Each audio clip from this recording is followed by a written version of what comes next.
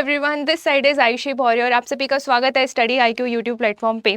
तो आज की इस क्लास में हम बेसिकली बात करेंगे परसेंटेज टॉपिक के बारे में। ठीक है, अब ये जो परसेंटेज टॉपिक है, जब भी मैथ्स की बात आती है तो ये टॉपिक दैट इज परसेंटेज, ये बहुत ज़्यादा इंपॉर्टेंट हो जाता है। क्योंकि परसेंटेज जो टॉपिक है वो आपका रेशियो प्रोपोर्शन में भी देखने को मिलेगा, सिंपल इंटरेस्ट कंपाउंड इंटरेस्ट वाले चैप्टर में भी देखने को मिलेगा, जब हम एवरेज पढ़ेंगे तो एवरेज में भी देखने को मिलेगा। तो इस तरीके से इसके अलावा अगर हम देखें तो डीआई वाले पोर्शन में भी परसेंटेज का रोल देखने को मिलता है। ठीक, इसीलिए इतने सारे चैप्टर से रिलेटेड होने के कारण परसेंटेज अपने आप में बहुत इंपॉर्टेंट रोल प्ले करता है। ठीक है, तो इस चैप्टर को तो आप स्किप कर ही नहीं सकते। ठीक है, अब इस चैप्टर के अंतर्गत भी कई सारे टाइप्स और कई सारे कॉन्सेप्ट होते हैं जो कि आपको जानना बहुत ज़रूरी है। ठीक है, यहाँ पे अगर हम बात करें तो आज की क्लास में मैं बेसिकली आपको इनकम बेस्ड क्वेश्चन समझाऊंगी और कराऊंगी परसेंटेज से रिलेटेड। ठीक है,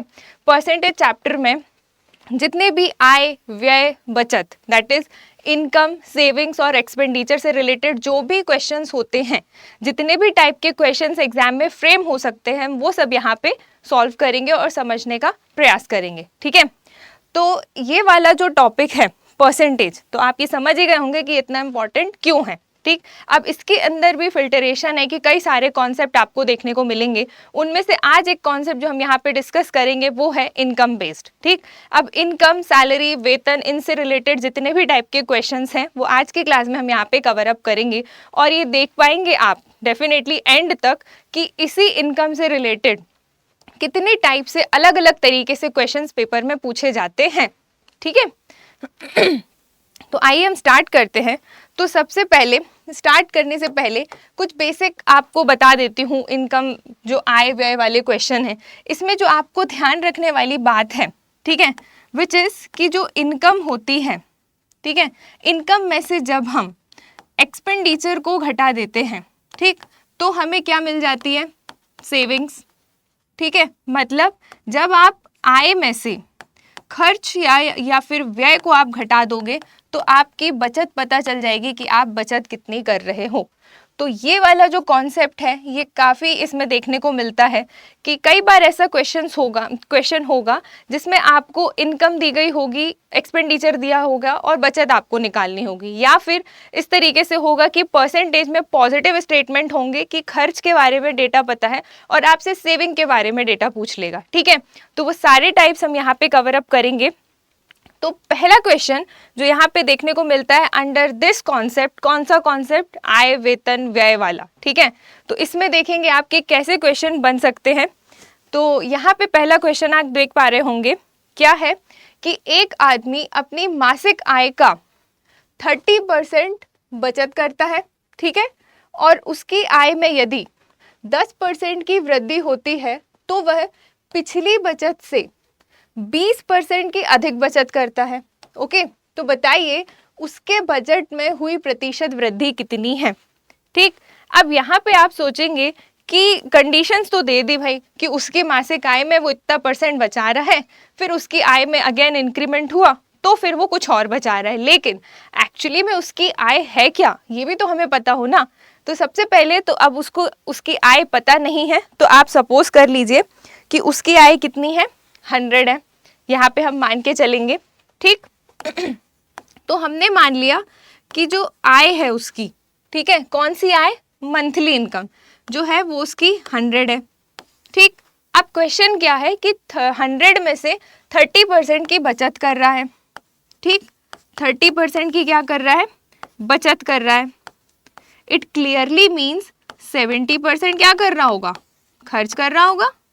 ठीक है, अगर 100% में से वो 30% बचत कर रहा है, 30% सेविंग्स कर रहा है, तो बचा 70% क्या कर रहा है? खर्च कर रहा है। ठीक, तो अब आप यहाँ पे कैलकुलेट इजीली कर सकते हैं कि 100 में से 30 बचा रहा है, मतलब 70 खर्च कर रहा है।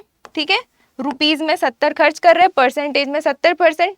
ठीक, नाउ द क्वेश्चन इज कि अगर उसकी इनकम में हम 10% का इंक्रीमेंट कर दें, पहले इनकम कितनी थी पता नहीं थी, तो हमने मान लिया ये पहले की कंडीशन है, पहले। ठीक, अब क्या कंडीशन बोल रहा है क्वेश्चन? अब क्वेश्चन कह रहा है कि अगर उसके इनकम में 10% की वृद्धि कर दी जाए, तो पहले 100 थी, 10% का इंक्रीमेंट होगा तो कितना हो जाएगा 110/100। क्यों हो जाएगा? क्योंकि जब भी परसेंटेज की बात होती है तो हम 100 को बेस बनाकर चलते हैं, ठीक है। और 100 में अगर किसी चीज का इंक्रीमेंट हो रहा है, सपोज यहाँ पे 10% का इंक्रीमेंट हो रहा है, तो आप उसको 100 में ऐड करके कैलकुलेट करेंगे, ठीक। 10% का इंक्रीमेंट होना मतलब 110/100 का इंटू होगा परसेंटेज में, ठीक है। अगर 10% का यहाँ पे डिक्रीमेंट हो रहा होता, मतलब कमी हो रही होती, तो आप उसको 100 में घटा के बात करते, दैट इज 90/100 करते, ठीक। तो इस तरीके से इंक्रीमेंट होगा तो 100 में प्लस करके कैलकुलेट करोगे, और डिक्रीमेंट होगा तो 100 में माइनस करके कैलकुलेट करोगे, ठीक है। तो आप देखेंगे 100 से 100 कट गया, मतलब उसकी जो आफ्टर इंक्रीमेंट नई इनकम है, ठीक है, नई इनकम या नई आय है, वो कितनी हो गई 110 हो गई, ठीक। नाउ नेक्स्ट लाइन क्या कही गई है कि पिछली बचत से 20% अधिक बचा रहा है। अब आप देख लो, पिछला कितना बचा रहा था, 30 बचा रहा था, ये उसकी सेविंग्स थी, ठीक। तो अब बोल रहा है कि 20% अधिक बचा रहा है, तो सिंपली आप क्या कर लेंगे, पुरानी बचत का 20% अधिक बचा रहा है, तो अधिक मतलब 100 में ऐड करके बात करेंगे आप उसकी, ठीक है।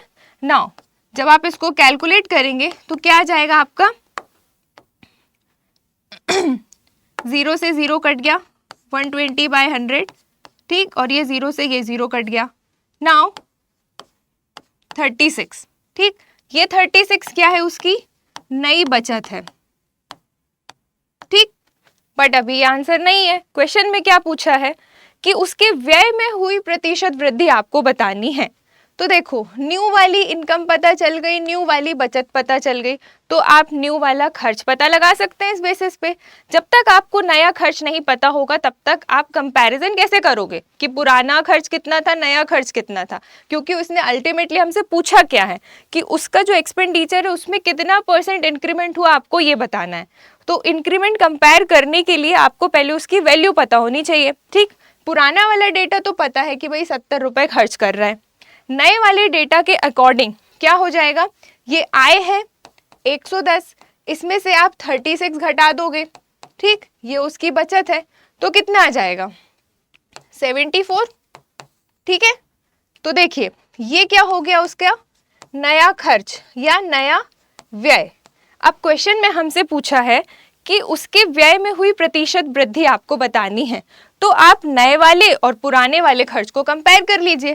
पहले कितना खर्च कर रहा था 70 रुपए, अब कितना खर्च कर रहा है 74 रुपए, मतलब कितने का इंक्रीमेंट हो गया, रुपीस के रिस्पेक्ट में 4 रुपीस, ठीक है। तो अब आप यहाँ पे कैलकुलेट कर लीजिए, पहले कितना बचा रहा था, आप इस तरीके से कर सकते हैं, पहले और अब, ठीक। पहले वो खर्च कर रहा था 70, ये खर्च का रेशियो है, ठीक है, और अब वो खर्च कर रहा है 74, तो कितना अधिक खर्च कर रहा है +4, ठीक। तो ये हो गया 4, किसके रिस्पेक्ट में, पुराने डेटा के रिस्पेक्ट में, तो ये हो गया 70, और ये हो गया इंटू 100। क्यों? क्योंकि हमें प्रतिशत में आंसर चाहिए है, प्रतिशत वृद्धि निकालनी है खर्च की, इसलिए इंटू 100। 0 से 0 कट गया, नाउ क्या बचा आपके पास 40/7। देखिए अब या तो यही आंसर हो जाएगा, और नहीं तो आप यहाँ पे ऑप्शन देखिए, ऑप्शन के अकॉर्डिंग आप यहाँ पे कैलकुलेट कीजिए, ठीक है। तो आप देखेंगे जब आप इसको भाग देंगे तो 7 5 35 होता है, मतलब 5 पॉइंट समथिंग होगा, ठीक है। अब ये नहीं कि आप वहाँ पे पूरा भाग देने बैठ गए है ना, और पेपर में आधा टाइम वही निकाल रहे हैं, ये नहीं करना है। क्या करना है आपको, आपको ऑप्शन देखते हुए चलना है। अगर कोई ऑप्शन 5 पॉइंट समथिंग के रिस्पेक्ट में दिख रहा है तो वही आपका आंसर हो जाएगा। अगर एक आध और ऑप्शन 5 पॉइंट समथिंग होता फिर आप आगे और कैलकुलेट करते, अदरवाइज आप डायरेक्ट पिक कर सकते हैं कि यहाँ पे आंसर क्या है 5.7%, ठीक। जब आप इसको कैलकुलेट करेंगे देन यू विल गेट 5.7%। अब ये 5.7% क्या है, तो ये वही व्यय में हुई प्रतिशत वृद्धि है, ठीक है, जो हमने प्रीवियस और न्यू डेटा के रिस्पेक्ट में कंपैरिजन करके निकाला है, ठीक है। तो इस तरीके के क्वेश्चन जब भी इनकम, सैलरी, वेतन से रिलेटेड क्वेश्चन होते हैं, आय व्यय खर्च से रिलेटेड, तो ये क्वेश्चन इस तरीके का देखने को मिलता है कि हमें एक्चुअली में उसकी इनकम पता नहीं है, कंडीशंस दे दी गई है कि इतना खर्च कर रहा है, इतना बचा रहा है, और फिर कुछ इंक्रीमेंट या डिक्रीमेंट हो रहा है, उसके बाद आप बताइए कि उसकी सैलरी कितनी है या फिर उसमें कितना कंपेयर करके कितनी वृद्धि या कितनी कमी हुई। ठीक, तो उसमें से ये एक टाइप था जो यहाँ पे हमने आज कवर किया। ओके, आई होप आपको ये समझ में आ गया होगा। और इसमें से रिलेटेड क्या होगा पेपर में, सेम टाइप आपसे एग्जाम में पूछा जाएगा, बस डिजिट्स चेंज हो जाएंगी, नंबर चेंज हो जाएंगे। यहाँ 30% है, वहाँ 40% हो सकता है पेपर में आ जाए। यहाँ 10% का इंक्रीमेंट हो रहा है उसकी सैलरी में, सपोज एग्जाम में आ जाए 10% का डिक्रीमेंट हो रहा है, तो क्या करोगे, सेम कॉन्सेप्ट अप्लाई करोगे। बस आपको ध्यान ये रखना है कि अगर इंक्रीमेंट हो रहा है तो 100 में प्लस करोगे, अगर डिक्रीमेंट हो रहा है तो 100 में माइनस करोगे। ठीक है, बाकी यही प्रीवियस और नाउ के बेसिस पे आप कंपेयर करके उस वहां तक पहुंच जाएंगे। ठीक, आई होप आपको यहाँ पे चीजें क्लियर हो गई होंगी। चलिए देखते हैं नेक्स्ट टाइप जो इस इनकम बेस्ड क्वेश्चन से रिलेटेड है, विच इज यहाँ पे देखिए क्या लिखा है कि तन्वी अपने मासिक वेतन का 80% खर्च करने के बाद, ठीक है, प्रति माह अपने वेतन से 5000 रुपीज की बचत करती है। ठीक है, मतलब उसका कुछ वेतन होगा।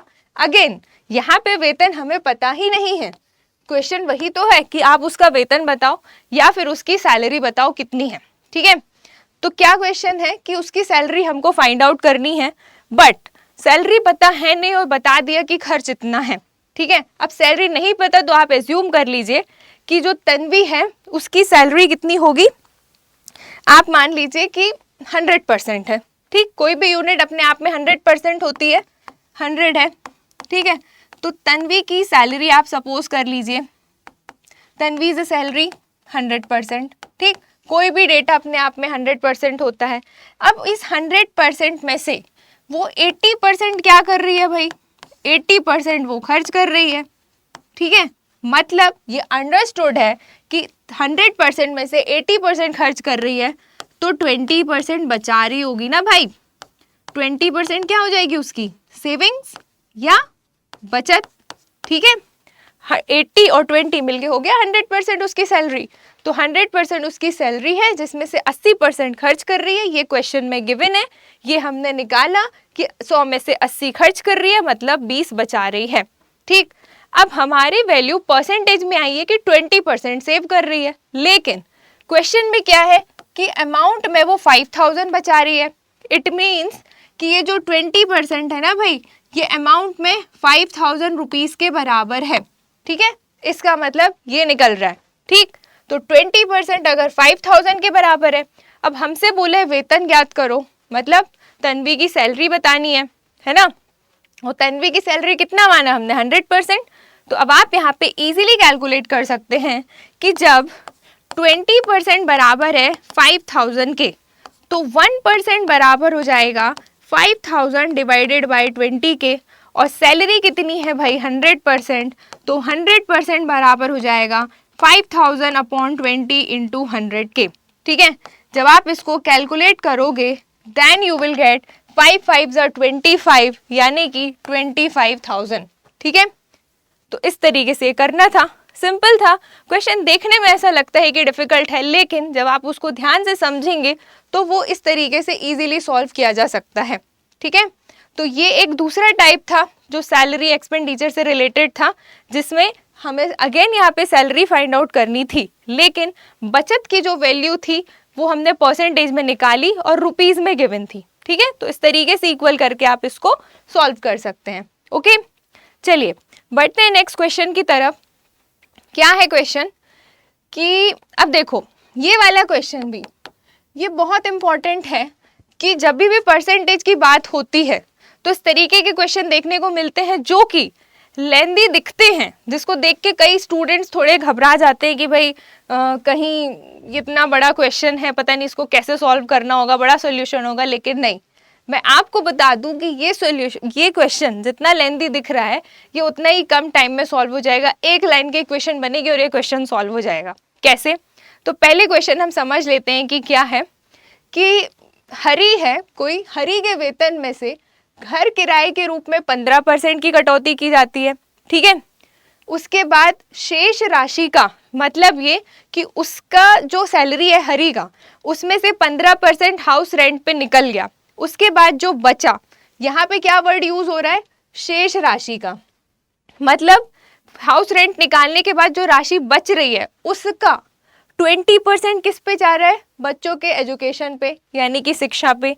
फिर देखो अगेन शेष राशि का मतलब पहले हाउस रेंट निकला, जो बचा उसका 20% एजुकेशन पे निकला, फिर जो बचा उसका 10%, ठीक है, उसका 10% किस पे जा रहा है, चिकित्सा पर यानी कि मेडिकल खर्च पे, ठीक। तो अब क्वेश्चन इज कि अंत में उसके पास कितने रुपए बच रहे हैं भाई, 42,800, ये 42 कर लेना, इसको यहाँ पे गलत हो गया है, 42,842, ठीक है। तो उसके पास कितने रुपए बचे, 42,842। तो अब क्वेश्चन इज 42,840, सॉरी ये यहाँ पे डेटा एडिट कर लीजिएगा, पीडीएफ में गलत हो गया है, 42,840, ठीक। नाउ तो क्वेश्चन इज कि लास्ट में इतना इतना खर्च होने के बाद उसका अमाउंट में इतना बच रहा है, ठीक है। तो अब बोल रहे हैं बताइए उसका वेतन कितना है। वेतन का अता पता है नहीं, खर्चे दे दिए गए हैं और बचत दे दी गई है और पूछ रहे हैं बताओ कि वेतन कितना है, ठीक। ये काम तो हमें करना रहता है पेपर में, है ना, इसके उसके वेतन कैलकुलेट करना, ठीक है। तो देखो अब यहाँ पे आपको हरी का वेतन पता है नहीं, तो आप मान लीजिए कि हरी का जो वेतन है, लेट हरीज वेतन कितना है, हरीज वेतन या हरीज सैलरी एक्स है, ठीक। अब देखिए ये आपने सपोज कर लिया। अब देखना ध्यान से कि मैं इक्वेशन कैसे फ्रेम कर रही हूँ। तो हरी के वेतन में से 15% हाउस रेंट पे चला गया, मतलब घर किराए पे 15% चला गया, मतलब बचा कितना, 85%। कैसे बचा, 100 में से 15% निकल गया तो बचा 85। मैंने बताया था जब किसी चीज के डिक्रीमेंट या निकलने की बात होगी तो आप उसको 100 में से सब्ट्रैक्ट करके बात करेंगे, ठीक है। नाउ उसका वेतन था x, उसमें से 15% चला गया हाउस रेंट पे, मतलब बचा उसके पास 8500, ठीक है सॉरी 85%, ठीक। नाउ अब ये जो डेटा है ना, ये शेष है, ये वेतन है, उसका 15% निकल गया मतलब बचा 85%। अब क्वेश्चन क्या है, शेष राशि का मतलब इस बची राशि का 20% एजुकेशन पे जा रहा है। अब 20% खर्च हो रहा है मतलब बच कितना रहा है, 80%, ठीक है। किसका 80%, इस शेष राशि का। तो 20% निकल गया एजुकेशन पे तो बचा कितना, 80%, okay. Now next condition is कि फिर से शेष राशि का 10% उसके मेडिकल पे खर्च हो रहा है। अब शेष राशि कौन हो गई, ये हो गई रिमेनिंग पोर्शन, ये हो गया, इसका 10% मेडिकल पे खर्च हो रहा है, ठीक है।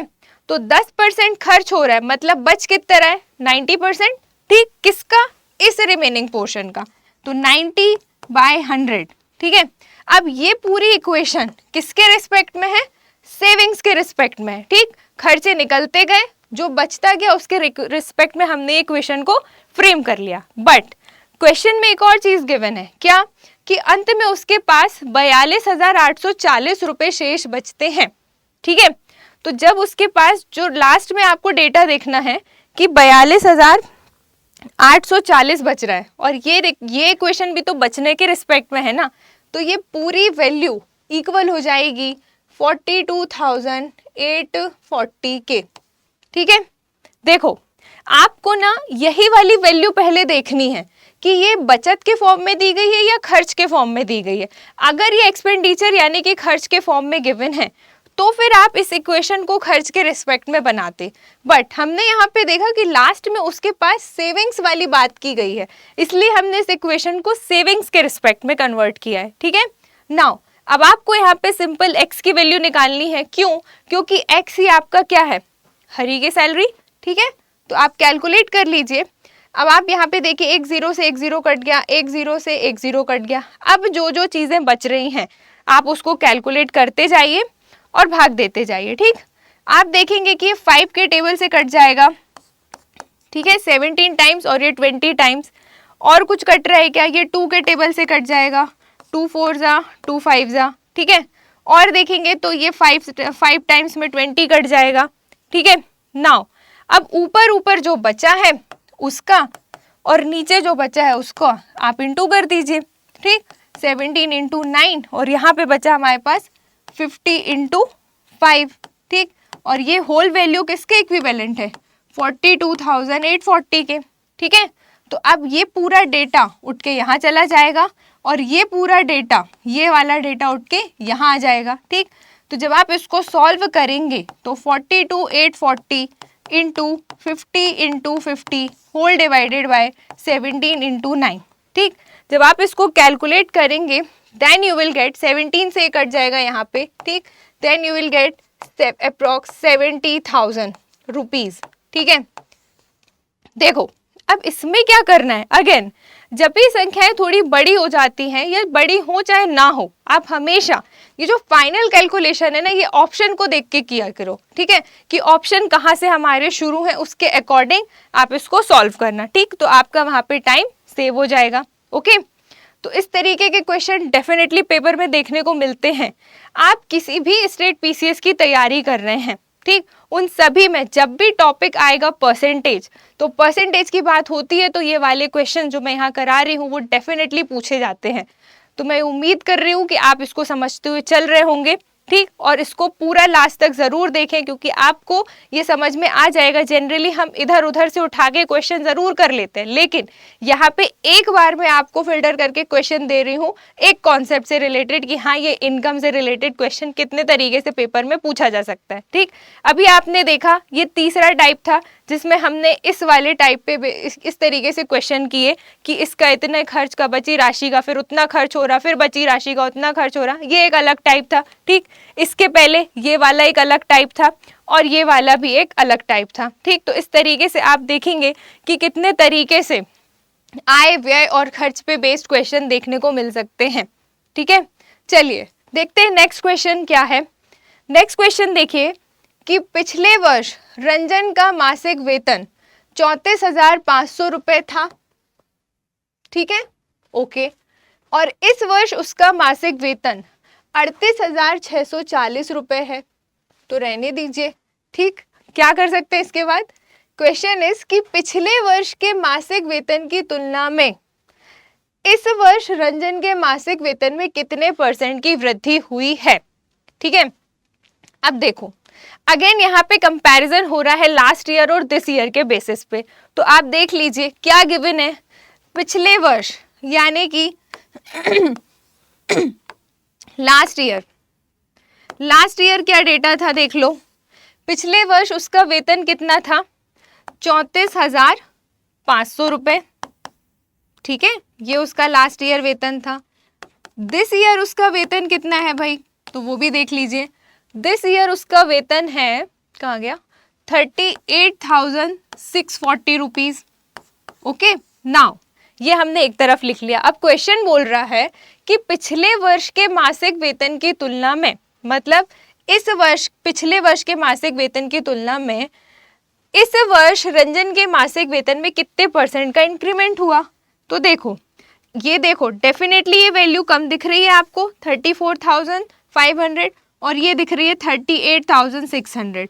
तो इन दोनों के बीच का जो डिफरेंस है वही क्या है, बढ़ोतरी या वृद्धि, किसमें, रंजन के वेतन में, ठीक। पिछले वर्ष की तुलना में इस साल उसके वेतन में कितनी वृद्धि हुई है। तो ये हमें अमाउंट में नहीं निकालना, ये हमें % में निकालना है। तो इन दोनों का डिफरेंस अमाउंट में आ गया। अगर आपसे रुपीज में पूछता तो इन दोनों का अंतर ही आपका आंसर हो जाता, बट यहाँ पे पूछा है कि % में इंक्रीमेंट बताना है आपको कि कितना हुआ। तो कैसे करोगे आप, सिंपली इन दोनों के अंतर को आप यहाँ ले लोगे, 38,640 में से आप घटा देंगे 34,500, ठीक।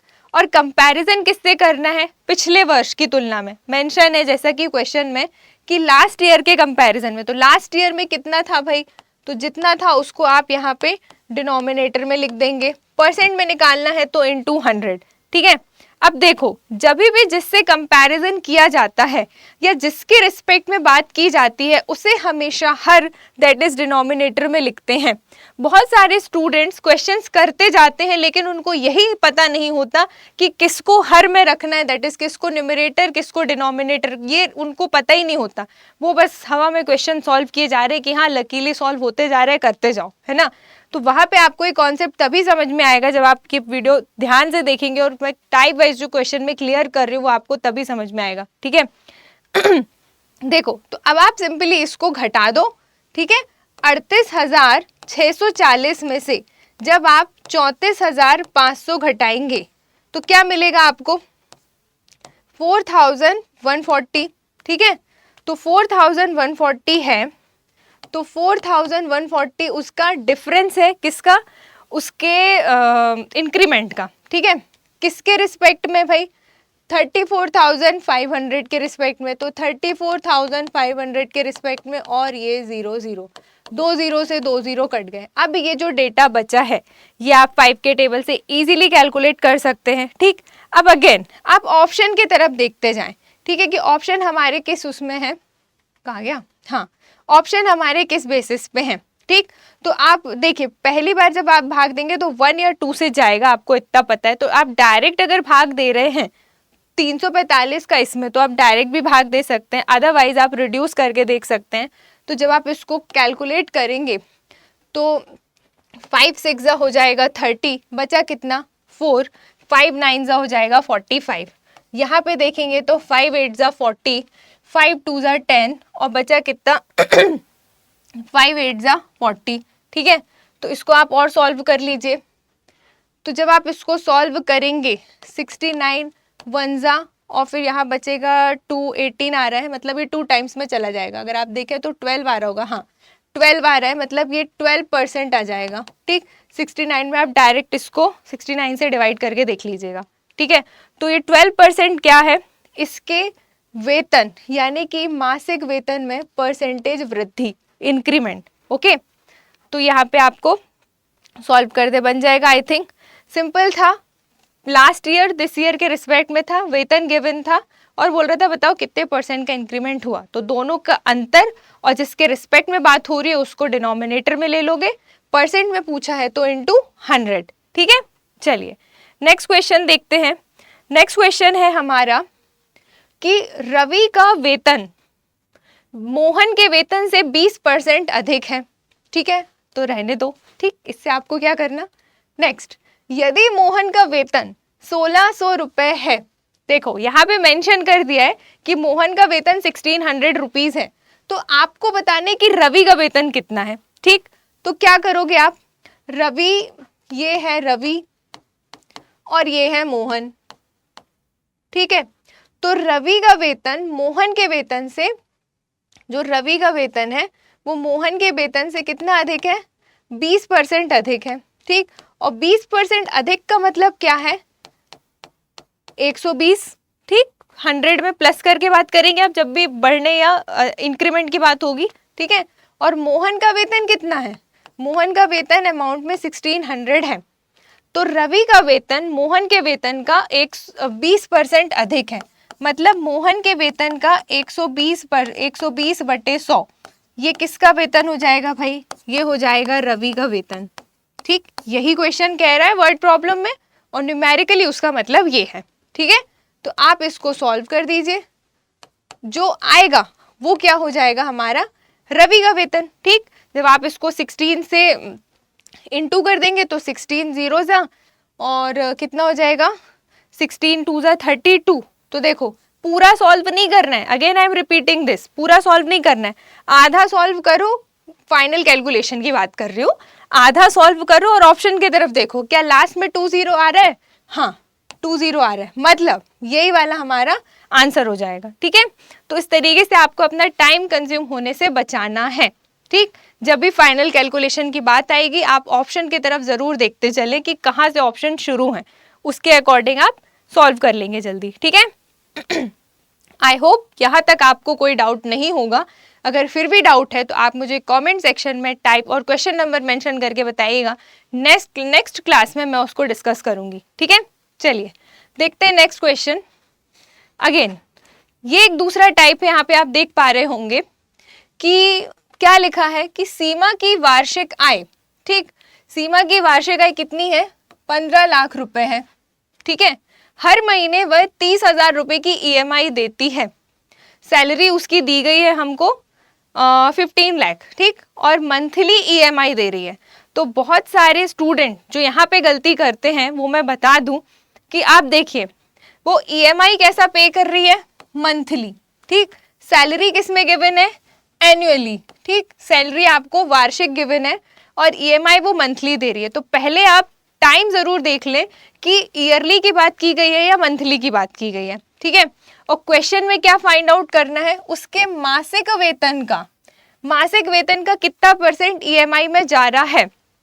अब देखो वेतन क्वेश्चन में हमें वार्षिक दैट इज एनुअली गिवन है, ठीक। तो बहुत सारे स्टूडेंट जो गलती करते हैं वो एनुअली डेटा को लेके चलते हैं और उसी का % ईएमआई निकाल देंगे और सोचेंगे ये आंसर है ना। और वो ऑप्शन में भी देखने को मिलेगा, क्योंकि अगेन एग्जामिनर को पता है कि आप वहां पे क्या गलती करेंगे और उस गलती को करने के बाद जो आंसर आता है वो ऑप्शन में जानबूझ के दिया जाता है और वो ऑप्शन वो सही नहीं है, ठीक है। यहाँ पे किस गलती से बचना है कि यहाँ पे आपको दिया है वार्षिक आय, ठीक है, और पूछा है क्वेश्चन में मंथली इनकम के बेसिस पे आंसर देना है, ठीक है। तो आप पहले उसको कन्वर्ट करेंगे कि आपको गिवन है एनुअल इनकम, ठीक है, एनुअल इनकम आपको दी गई है कितनी, 15 लाख। तो 15 लाख को तो पहले आप कन्वर्ट कर लो किस में, मंथली इनकम में, ठीक, और उसी बेसिस पे सॉल्व कर लो, ठीक है। तो मंथली इनकम में जब आप कन्वर्ट करोगे तो आप इसको क्या करोगे, 12 से डिवाइड कर दोगे। तो जब आप इसमें 12 से भाग देंगे तो कितना आ जाएगा, 1,25,000 रुपए, ठीक। तो ये क्या हो गई, इसकी मंथली इनकम, ये हो गई मंथली इनकम, ठीक है। नाउ हर महीने 30,000 की ईएमआई देती है, 1,25,000 उसकी मंथली इनकम है, इसमें वो 30,000 की ईएमआई देती है, तो ये हो गया 30,000। और पूछा है कि उसके मासिक वेतन का कितना % ईएमआई में जाता है। तो परसेंटेज में आपको आंसर चाहिए है, तो आप क्या करेंगे, इंटू 100 कर देंगे, ठीक है। क्या करेंगे, इंटू 100 क्यों करेंगे, क्योंकि आपको परसेंटेज में पूछा है। तो यहाँ पे इंटू 100। नाउ सॉल्व कर लीजिए, जो बचा उसको काट दीजिए और जो कट नहीं रहा तो उसको भाग दे दीजिए। आप देखेंगे कि ये 5 के टेबल से कट जाएगा, ठीक है, 5 2 जा और 5 5 जा और ये 5 6 जा और ये 00, ठीक है। और अगर आप देखेंगे तो 5 5 जा, 5 1 जा और 5 2 जा, ठीक। कितना हो गया,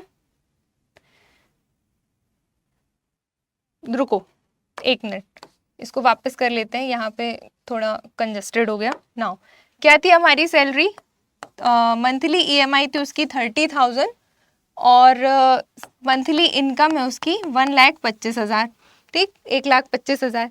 तो इसमें आप सिंपली परसेंटेज में मांगा है तो आप 100 से इंटू कर देंगे, 1 2 3 3 0 से आप 3 0 काट देंगे, ठीक है। नाउ इसको आप 25 के टेबल से काट सकते हैं, 25 5 जा कितना हो गया 125 और 25 4 जा हो गया 100। नाउ 5 1 जा 5, 5 6 जा हो गया 30।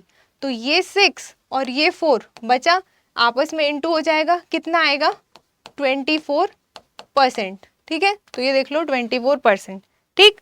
तो इस तरीके से थोड़ा केयरफुली आपको सॉल्व करना है, क्योंकि आप पूरा तो सॉल्व कर लेते हैं लेकिन लास्ट में आके गड़बड़ कर देते हैं कि क्या करना है क्या नहीं, और वहीं आपका आंसर गलत हो जाता है, ठीक है। तो इस तरीके से क्वेश्चन क्या था कि एनुअल डेटा गिवन था और मंथली पूछा था। तो आप ध्यान से टाइमिंग जरूर देख लें कि किस रिस्पेक्ट में आपको आंसर देना है, ओके। चलिए नेक्स्ट क्वेश्चन देखते हैं। नेक्स्ट क्वेश्चन इज कि एक व्यक्ति ऋण अदा करने के लिए प्रति माह 8,960 रुपए देता है, ओके। नाउ जो उसके वेतन का कितना है 28% है, ठीक है, मासिक वेतन का। तो आपको बताना है कि उसका मासिक वेतन कितना है, ठीक। तो आप क्या करेंगे, हमें उसका मासिक वेतन तो पता नहीं है, अगेन वेतन पता नहीं है और वेतन के रिस्पेक्ट में आंसर मांग रहा है। तो आप देखो, एक व्यक्ति ऋण अदा करने के लिए इतने रुपए दे रहा है, मासिक वेतन बताना है। तो हमने मान लिया कि जो उसका मासिक वेतन या मंथली सैलरी है, मासिक वेतन या मंथली सैलरी कितनी है, एक्स है मान लो, ठीक है। तो एक्स का 28%, एक्स का 28% वो क्या कर रहा है, हर महीने दान कर दे रहा है, 8,960, ठीक है। क्वेश्चन इज कि एक व्यक्ति अपना ऋण अदा करने के लिए हर महीने 8,960 रुपए देता है।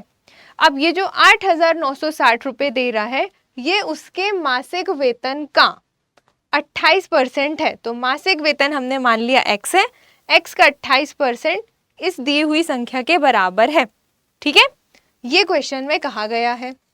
तो आप यहां से सिंपली एक्स की वैल्यू निकाल लेंगे और वही आपका क्या होगा, उसका मासिक वेतन, ठीक है। तो कैसे करेंगे, सिंपली एक्स को यहीं रखो, 8960 इंटू 100 डिवाइडेड बाई 28, ठीक है। अब आप इसको सॉल्व कर लीजिए तो आपका आंसर आ जाएगा, ठीक। आप मुझे कमेंट सेक्शन में बताएंगे कि इसको सॉल्व करने पे आंसर कितना आएगा, ठीक। कुछ आपके लिए भी तो छोड़ूं, ठीक है, सारा मैं ही सॉल्व कर दूं। चलो, फॉर्मेट बता दिया है कि इक्वेशन कैसे जमेगी, आंसर आप मुझे कमेंट सेक्शन में बताएंगे, ठीक है। नाउ नेक्स्ट क्वेश्चन इज कि एक कर्मचारी के वेतन में 30% इंक्रीमेंट किया गया, ठीक है। देखिए यहाँ पे सारे क्वेश्चन वेतन, खर्च, सैलरी, एक्सपेंडिचर, इसी से रिलेटेड, इससे रिलेटेड परसेंटेज में जितने टाइप के क्वेश्चन बन सकते हैं वो मैंने यहाँ पे आपको इकट्ठे एक बार में कवर कर रही हूँ, ठीक। आप ये वीडियो पूरा देखेंगे, आपका इनकम से रिलेटेड कोई भी ऐसा क्वेश्चन नहीं होगा जो आपसे ना बने, ठीक। आज के क्लास के बाद आपका ये वाला पोर्शन पूरा क्लियर हो जाएगा। अब इससे रिलेटेड जो भी क्वेश्चन आएगा वो आप फ्रेम कर लोगे, वो आप आंसर उसका निकाल लोगे, ठीक। नंबर्स बस चेंज होंगे, फॉर्मेट यही रहेगा, ठीक है। तो थोड़ा आप केयरफुली करें और समझते हुए चलें कि क्या कॉन्सेप्ट मैं यहाँ पे बता रही हूँ। देखो, एक कर्मचारी के वेतन में 30% का इंक्रीमेंट किया गया। अगेन इंक्रीमेंट हो रहा है तो 100 में प्लस करके बात करेंगे, ठीक है, जिससे उसका वेतन 910 रुपए हो गया। तो बताइए कि वृद्धि होने से पहले उसका वेतन था कितना, ठीक है। तो जब भी आपको इस टाइप का क्वेश्चन आएगा, आप क्या करेंगे, अब वेतन हमें पता तो है नहीं, है ना, तो वेतन को आप सपोज कर लीजिए कि वृद्धि होने से पहले उसका जो वेतन था, हमने मान लिया कि वो वेतन 100x था, ठीक है।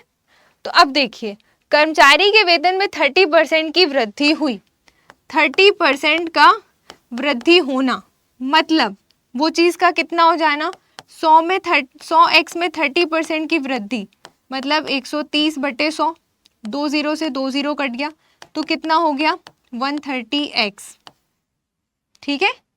30% का इंक्रीमेंट हुआ। नाउ क्वेश्चन इज कि जिससे उसका वेतन 910 रुपए हो गया, मतलब ये जो 130x आया है ना, ये किसके बराबर हो गया, 910 रुपए के। अब क्यों हो गया, देखो वेतन पता था नहीं, हमने मान लिया 100x है और क्वेश्चन खुद कह रहा है, हम नहीं कर रहे इक्वल, है ना, क्वेश्चन के अकॉर्डिंग है कि जब 30% की वृद्धि हुई तो वो वेतन 910 हो गया, मतलब 30% के इंक्रीमेंट के बाद वाली वैल्यू 910 रुपए के बराबर होगी। ये अंडरस्टूड है, ठीक। जब आप इस टाइप के क्वेश्चंस करेंगे तो आपको समझ में आएगा कि कहाँ हमें किस वैल्यू को इक्वल लेना है, किसको नहीं लेना, ओके। नाउ जब 130x बराबर है 910 के, ठीक है, तो 1x बराबर कितना हो जाएगा, 910/130, और हमें क्या निकालना है, 100x, उसका वेतन 100x है, यही तो फाइंड आउट करना है। तो 100x बराबर क्या हो जाएगा, 100x बराबर हो जाएगा 910/130 इंटू 100, ओके। तो देखो 1 0 से 1 0 कट गया, 13 1 जा और 13 7 जा कितना होता है, 91। तो ये 7 और ये 100 का आपस में आप इंटू कर दो, कितना आ जाएगा आपका, 700, ठीक है। तो वृद्धि होने से पहले उसका वेतन पूछा था, तो वृद्धि होने से पहले हमने माना था कि उसका वेतन कितना था, 100x था, ये था पहले, ठीक है, ये हमने पहले एज्यूम किया था कि उसका वेतन 100x रहा होगा, जिसमें 30% का इंक्रीमेंट हुआ, तो वैल्यू 910 के इक्वल हो गई। ठीक, अकॉर्डिंग टू द क्वेश्चन। ठीक, नाउ लास्ट क्वेश्चन क्या है, आप देखिए यहाँ पे, ये वाले क्वेश्चन भी काफी पेपर में देखने को मिलते हैं, विच इज क्या लिखा है, देखिए आप, ए की आय बी की आय की 150% है। ठीक है, इस तरीके के क्वेश्चन थोड़ा कंफ्यूजिंग साउंड करते हैं और ये पेपर में पूछे जाते हैं, इसीलिए आप ध्यान से समझिएगा। मैंने यहाँ पे इसको मेंशन भी किया है कि हाँ, इसको इस चैप्टर के अंतर्गत आपको पढ़ना है इस कॉन्सेप्ट में। ठीक है, तो देखो क्या लिखा है, ए की आय बी की आय की 150% है, फिर सी की आय ए की आय की कितनी है, 120% है। ठीक है, तो आपको बताना है कि सी की आय कितनी होगी जब तीनों की टोटल आय 86,000 है। देखिए, अब हमें यहाँ पे किसी की भी इनकम नहीं दी गई है ना, तो आप सपोज कर लीजिए, देखो जो ए की आय है, अकॉर्डिंग टू द क्वेश्चन जो ए की आय है वो बी की आय की 150% है, तो बी की आय की 150% निकाल लो। हमने मान लिया कि ये बी की आय है। ठीक है, नाउ इसको कैलकुलेट कर लो, तो ये हो जाएगा 3b डिवाइडेड बाय 2, 5 के टेबल से कट जाएगा ये। ठीक है, तो ये हो गई ए की आय, बी की आय की 150% थी, मतलब ए की आय बी की आय के इतने के बराबर हो गई। ठीक है, नाउ सी की आय ए की आय की 120% है, तो सी की आय जो है वो ए की आय की 120% है। ठीक, और ए की आय कितनी है, ए की आय ये है ए की आय, तो हम यहाँ पे इसकी वैल्यू रख देंगे। ठीक है, तो ए की जगह पे क्या आ जाएगा, 3b/2 इंटू 20 के टेबल से कट जाएगा। ठीक है, तो कितना हो गया, 6/5, और ये और कट जाएगा, 2 1 2 3 जा। नाउ सी की आय कितनी आ जाएगी, 3 3 जा 9, ये बी और ये नीचे 5, ये हो गई किसकी, सी की आय। ठीक है, नाउ ये हमने सुपरफिशियली निकाल लिया भाई कि उनकी आय इतनी इतनी होगी। नाउ क्वेश्चन इज कि यदि ए बी और सी की कुल आय इतनी है, देखिए ए बी और सी की कुल आय कितनी है, 86,000 है। ठीक है, तो ए की आय कितनी है, 3b/2, तो ए की जगह पे आप क्या लिख दोगे, 3b/2। ठीक है, बी की आय तो भाई बी ही थी, हमने बी ही माना था, उसी के रिस्पेक्ट में हमने ए की आय निकाला था, और सी की आय कितनी निकली, 9b/5, तो सी की जगह पे रख दो 9b/5। ठीक है, और ये कितनी है total, according to the question this is equal to 86,000। Okay, देखिए अब जो वैल्यू बची है यहाँ पे आप देख पा रहे हैं फ्रैक्शन में है, तो आप इसको सॉल्व करने के लिए, सिंप्लीफाई करने के लिए क्या कर लेंगे, एलसीएम ले लेंगे। तो 2 और 5 का एलसीएम कितना आ जाएगा, 10। ठीक है, तो देखो यहाँ पे जब 2 से आप इसमें भाग दोगे 5 बार जाएगा, 5 का ऊपर इंटू होगा तो हो जाएगा 15b प्लस ये हो जाएगा 10b प्लस और ये हो जाएगा 18b, 9 2 जा 18 इक्वल्स टू 86,000। ठीक है, नाउ अब ये 10 यहाँ चला जाएगा और मल्टीप्लाई हो जाएगा और ऊपर वाली वैल्यू आपस में जुड़ जाएगी।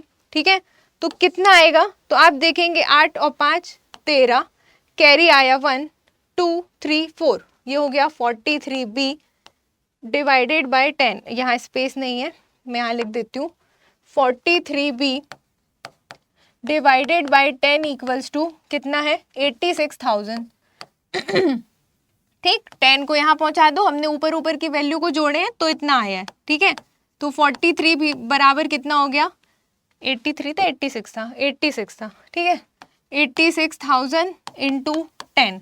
ठीक, तो यहाँ से b निकल जाएगा, कितना हो जाएगा, 43 यहाँ पे डिवाइड में हो जाएगा, तो या तो आप डायरेक्टली भी काट सकते हो, 43 बन जाओ और ये इसमें है ना, नहीं बनता है तो यहाँ पे ले आइए।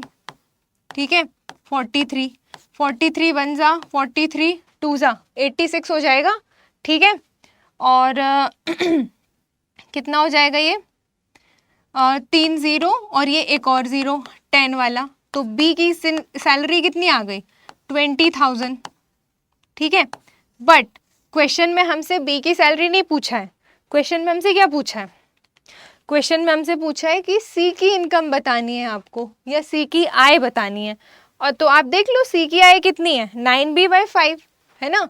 तो अब आप यहाँ पे कैलकुलेट कर लीजिए, सिंस सी की आय कितनी है 9b/5 according to the question of percent, ठीक है, जो भी डेटा दिया था उसके बेसिस पे निकाला था। तो 9/5, ठीक, और बी की सैलरी कितनी आई 20,000, ठीक है। तो अब आप 5 से ये 20,000 कट गया 4,000 टाइम्स, अब देखो कितना हो जाएगा, 9 4 जा 36 और ये 3 0, तो सी की आय कितनी हो गई 36,000, ठीक है। तो इस तरीके से आपको सॉल्व करना है, ठीक। तो आई होप आज हमने जितने भी क्वेश्चन यहाँ पे इनकम बेस्ड यहाँ पे किए हैं वो आपको समझ में आए होंगे और आप इन क्वेश्चंस की प्रैक्टिस करेंगे तो अब इनकम से रिलेटेड अंडर परसेंटेज टॉपिक जो भी क्वेश्चन होंगे वो आपसे डेफिनेटली बन जाएंगे, ठीक है। तो चलिए आज की क्लास को हम यहीं पे एंड करते हैं, मिलते हैं नेक्स्ट वीडियो पे अगले इसी टॉपिक पे दूसरे कॉन्सेप्ट के साथ, ठीक है। तो देखना ना भूलें, नेक्स्ट वीडियो पे हम मिलते हैं, ठीक। चलिए, थैंक यू सो मच।